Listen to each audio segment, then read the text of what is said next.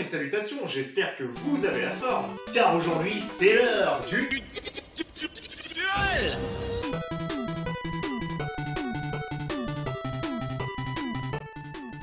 Eh ouais, comme j'ai trouvé personne avec qui jouer aux cartes, il a bien fallu que je sorte la Game Boy. Yu-Gi-Oh! En v'là une licence qui a eu un paquet d'adaptations vidéoludiques. Que ce soit sur console de salon ou console portable, il y a eu des jeux Yu-Gi-Oh! À foison. Et je peux vous dire que ce n'est pas prêt de s'arrêter, il suffit de voir le nombre de mises à jour et de téléchargements enregistrés sur le fameux jeu Yu-Gi-Oh! Duel Links chaque année pour se rendre compte de l'engouement général pour cette licence. Et d'ailleurs, petite anecdote, le premier jeu vidéo adapté de la série Yu-Gi-Oh! C'était pas un jeu de cartes. Et oui, amis, le premier jeu vidéo Yu-Gi-Oh! À être sorti est sorti sur la PlayStation 1, et ça date pas d'hier. C'était un petit jeu de stratégie au tour par tour où on devait faire combattre des petites figurines de monstres entre elles, pour affronter des adversaires successifs, un peu comme dans le tome 3 de la première série Yu-Gi-Oh! Et ce petit jeu sympathique a même eu droit à son adaptation sur Game Boy Color. Et le jeu est assez sympa pour le peu que j'y ai joué. On achète nos capsules de monstres pour nous battre contre nos adversaires. Je remarque aussi que le jeu respecte plutôt bien le manga, parce qu'on croise pas mal de personnages déjà connus de la licence, dont certains figurants que j'avais presque oubliés. L'interface des combats est propre et assez facile à comprendre, et je trouve que les OST collent plutôt bien à l'ambiance. Au final, je suis vraiment content d'avoir pu tester ce jeu en préparant la vidéo, car ça m'aura permis de réaliser un de mes vieux rêves de gosse. Jouer à ce jeu auquel Yugi jouait quand il affrontait Mokuba Kaiba, le petit frère de Seto. Ouais, je me revois gamin quand j'avais découvert le manga Yu-Gi-Oh! J'avais sûrement dû sortir une phrase dans ce genre. Mais ça a l'air trop bien leur jeu là. Mais ce n'est pas ce jeu là qui nous intéresse aujourd'hui, car j'ai récemment réussi à mettre la main sur une cartouche de Yu-Gi-Oh! Duel des Ténèbres. Et je peux vous dire que sur mon vieux Tagazu, ça en prend bien. Jeu développé et édité par Konami, sorti en Europe en 2000 et au Japon en 1998. Et je vais commencer par les graphismes. Et déjà, ça commence bien parce qu'on peut dire que l'écran titre et le menu principal présentent bien. Et on pourra pas non plus se plaindre du design des personnages qui est, il faut le dire, bien fidèle au manga. Les monstres aussi, c'est pas mal du tout, on reconnaît bien certains des monstres les plus iconiques de la série. Par exemple, la magicienne des ténèbres et le dragon et les gardiens de la forteresse pour ne citer que certains des plus connus. Ça fait plaisir de voir qu'il y a eu un travail minutieux là-dessus pour rendre hommage au manga. Ah ouais, par contre, je vais jouer les casse-couilles dès le début parce que je vais m'arrêter là pour les compliments sur les graphismes. Ah ouais, parce que quand on lance une partie contre un adversaire, on est limite à se demander si on n'est pas en train de jouer à un jeu différent là. Le terrain de jeu, bon sang, aucun background, aucun élément de décor, rien du tout, nada. Encore, ils auraient pu faire comme leur jeu précédent, mettre quelques éléments de décor comme de l'herbe ou des rochers. Mais là, ils ont même pas essayé, c'est comme si le designer du jeu s'était barré en plein milieu du projet en disant « Niquez vos mères, je suis payé au SMIC !» Non mais je veux dire, au début ça commençait bien, mais il y a tellement de trucs qui vont pas. Bah tiens, un autre truc aussi, pourquoi les personnages n'ont que les yeux et la bouche d'animé? Et en parlant d'animation, aucune animation lorsque les monstres attaquent. Et ils auraient largement pu faire des animations de combat, je veux dire, même dans Pokémon version rouge sorti plusieurs années avant, on avait quelque chose. Et quand on commence à te dire que ton jeu est pire que Pokémon sur les graphismes, c'est que ça commence à puer. Je dis ça en tant que fan de Pokémon. Hein. Et sinon, comme d'habitude, c'est bien sur le gameplay que je vais avoir le plus de choses à dire. Déjà, l'écran du menu principal vous propose plusieurs modes. Nous allons donc commencer par le mode campagne. Alors, c'est comme un mode histoire, sauf qu'il n'y a pas d'histoire. Bah, du coup, c'est pas un mode histoire alors. Alors oui, mais en fait...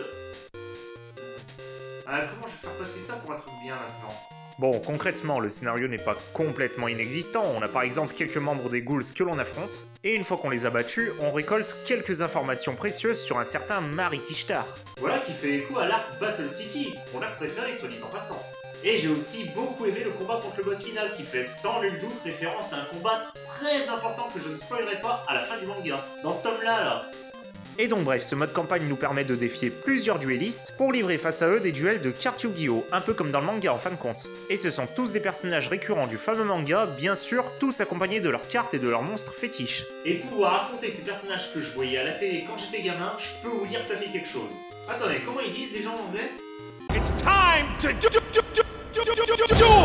Ouais, bah it's time to duel, ok, mais de mémoire, je crois pas me rappeler que Yugi il avait un deck autant à chier. Avec des monstres genre 400 d'attaque et 300 de défense, sans effet. Ah, et puis sans commentaire aussi pour Jonoichi, hein. À part son magicien du temps et son dragon noir du rouge, il a aucun de ses monstres fétiches dans le deck. Et que des cartes de merde. Les personnages du premier tableau, ils les ont vraiment pas respectés. Et oui, j'ai dit premier tableau car il y en a plusieurs et les suivants sont accessibles une fois que vous avez vaincu tous les duellistes 5 fois. Et à partir de là, ça rigole plus pareil, il vaudra mieux avoir obtenu préalablement des cartes puissantes avant d'affronter les adversaires suivants. toi que tu es un bon jeu. Et pour ce faire, deux solutions. La première, farmer en continuant à faire des combats contre les premiers adversaires jusqu'à obtenir de bonnes cartes, ce qui peut mettre assez longtemps si vous n'avez pas de chance. Et la deuxième est d'utiliser le système des mots de passe. Cela consiste à rentrer la série de chiffres que vous trouvez en bas à gauche de la carte Yu-Gi-Oh pour les insérer dans le jeu. Autrement dit, si vous avez des cartes Yu-Gi-Oh chez vous et qu'elles existaient déjà à l'époque de ce jeu bien entendu, vous pouvez jouer avec vos propres cartes mais dans la Game Boy, et ça c'est vraiment cool. Bah attendez, ça veut dire que je vais pouvoir mettre mon Cyber Dragon? Non. Eh bien c'est pas grave, puisque c'est comme ça, je vais mettre Dragon blanc aux yeux bleus, Magicienne des ténèbres, Sphère explosive, Florizarve Max. Qui c'est le petit malin qui a mis du Pokémon dans mon Yu-Gi-Oh? Et ce système de mot de passe pour ajouter des cartes à votre jeu, bon sang de bois que vous risquez d'être content de le trouver. Notamment pour l'adversaire du dernier plateau ayant pour nom Dark Knight. Et outre le fait que ce personnage n'apparaît ni dans le manga ni dans l'anime, donc il n'a rien à foutre là, son deck est une belle purge à affronter. Je peux vous dire que pour le battre 5 fois, le gazier, j'en ai pas chi. Parce que cet enfoiré de tricheur possède 3 exemplaires de Raigeki, changement de cœur et épée de la révélation de la lumière. Toutes 3 des cartes très cheatées que l'on n'est normalement pas censé avoir plus d'une fois dans un même deck. Le tout avec des monstres surpuissants avec parfois quelques effets abusés. Et la cerise sur le gâteau, c'est la réplique du Loustic lorsqu'il vous a battu. Au bout de quelques fois où vous l'aurez lu, je vous raconte pas le tableau. Va bien y... Vous remarquerez que parfois, les mouvements des lèvres ne correspondent pas exactement aux paroles prononcées. Effectivement, ce combat de boss est fort intéressant, n'est-ce pas? Je ne pensais pas qu'être confronté pendant 6 tours d'affilée à la fameuse carte Épée Révélation de Lumière, pour ensuite se faire démolir tous nos monstres avec la carte Raigeki qui avait déjà été utilisée précédemment lors de la même partie, pouvait offrir des duels aussi exaltants.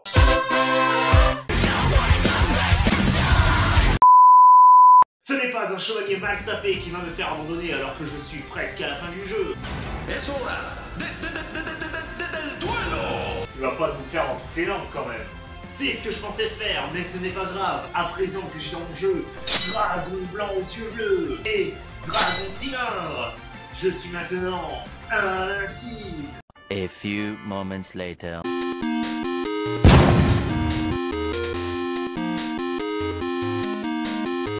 Qu'est-ce qui s'est passé là? Et oui, les habitués du jeu de cartes risquent d'être quelque peu dépaysés en jouant à ce jeu sur Game Boy. Car voyez-vous, les règles dans Duel des Ténèbres sont assez différentes du jeu de base. Alors, ce qu'il faut comprendre en fait, c'est que malgré que ce jeu soit sorti chez nous en 2000, la version japonaise, elle date de 1998.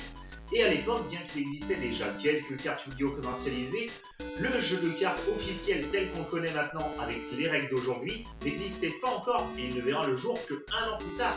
Et donc ça veut dire que les programmeurs ont dû faire avec ce qu'ils avaient sous la main, à savoir pas grand chose si ce n'est le manga. Et c'est en s'inspirant des interactions des personnages de Yu-Gi-Oh avec leurs cartes qu'ont pu être conçues les règles de ce jeu sur la Game Boy. Ces règles, selon le point de vue, peuvent être considérées crédibles comme complètement loufoques selon la personne qui y jouera. N'en demeure pas moins que l'on se trouvera quelquefois dans des situations quelque peu saugrenues. Encore que les monstres eau écrasent systématiquement les monstres feu, je veux bien l'entendre. Mais quand c'est une merde de 300 points d'attaque qui éclate mon dragon blanc aux yeux bleus à 3000 sous prétexte que les ténèbres battent la lumière, là je suis désolé mais je dis... On notera aussi quelques bizarreries comme des monstres à effet qui sont devenus des monstres normaux et inversement. On a par exemple Malédiction du Dragon qui a le pouvoir de transformer le terrain en désert. Et au final, ces quelques différences avec le jeu officiel sont-elles une mauvaise chose? Eh bien, en fin de compte, pas complètement. Je vais par exemple reprendre l'exemple de la Malédiction du Dragon qui transforme le terrain en désert. Ça pourra paraître un peu tiré par les cheveux pour certains, mais là j'y vois une belle référence au combat entre Yugi et Insectoraga dans le tome 8 de Yu-Gi-Oh! Et au final, n'est-ce pas aussi ça qui fait la force de ce jeu? Et oui, bien qu'il laisse à désirer sur le plan technique, et ce sur pas mal de points, quand on y joue un peu, on voit quand même que derrière le développement de ce jeu, il y a eu une réelle volonté de rester le plus fidèle possible au support base, à savoir le manga. Et rien que pour ça, j'ai envie de me dire que ce jeu qu'on a sous la main, c'est pas un mauvais jeu en soi. Et maintenant, pour parler de la musique, franchement ça passe, hein. Ouais, c'est même plutôt bien. Bon, on notera quand même quelques musiques assez répétitives comme celle du menu principal ou de l'écran des mots de passe. Sinon, globalement, les musiques du jeu passent très bien et collent plutôt bien à l'ambiance. Mention spéciale pour la musique du combat contre Dark Knight qui est juste géniale. Et la satisfaction quand vous l'avez battu 5 fois le gazier et que vous pensez avoir fini le jeu, mais en fait, ce dernier vous donne en fait le mot de passe pour accéder au vrai boss final. Et là, attendez-vous à un combat difficile, mais surtout épique au possible. Et je vais justement en profiter pour y revenir à cet écran de mot de passe, parce que je n'ai pas encore tout dit à ce propos. Et oui, je n'en ai pas fini avec le système des mots de passe parce que le déblocage des cartes n'est pas la seule fonction de ce dernier. Et ça, c'est la petite surprise pour ceux qui ont terminé le jeu et qui cherchent du post-game. Le jeu contient aussi des mots de passe permettant de débloquer des adversaires cachés, comme par exemple Marik. Et ça, c'était une bonne idée pour rallonger la durée de vie du jeu. Et une autre bonne idée pour rendre ce jeu plus intéressant, c'était d'y intégrer un mode multijoueur. Mais comme je ne l'ai pas essayé, je ne peux pas trop vous en parler. Bref, un jeu ma foi assez sympathique malgré ses nombreux défauts. Un jeu qui a tout de même le mérite d'être assez fidèle au manga de base, et qui a aussi le mérite d'être le premier jeu Yu-Gi-Oh à avoir été traduit dans autant de langues. Ah non mais je veux dire, il y a même l'allemand. Si je devais le résumer en quelques mots, je dirais tout simplement... Et c'est ainsi que se termine cette vidéo sur Yu-Gi-Oh! Donc jusqu'à la prochaine vidéo, je vous dis... Ah! Bah tiens, justement, j'ai un pote qui me propose d'aller chez lui faire une partie de cartes Pokémon. Bon bah, à bientôt!